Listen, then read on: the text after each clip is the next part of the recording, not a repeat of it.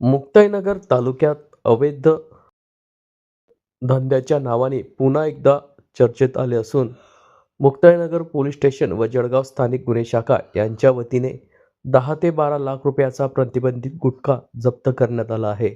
बऱ्हाणपूर कडून छत्रपती संभाजीनगरकडे जाणाऱ्या एका आर्टिका कारवर ही कारवाई करण्यात आली असून गुप्त माहितीच्या आधारे पोलिसांनी मुक्ताईनगर पासूनच जवळ असलेल्या खामखेडा पुलाजवळ सापळा रचत संबंधित वाहन अडवले. तपासणी दरम्यान वाहनामध्ये मोठ्या प्रमाणात अवैध गुटखा हा मिळून आला आहे.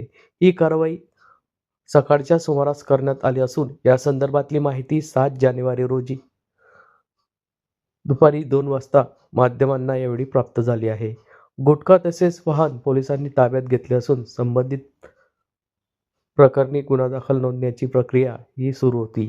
गुटखा कुठून आणला व गेला कुठे व कुठे नेला जात होता याबाबत सखोल तपास सुरू आहे.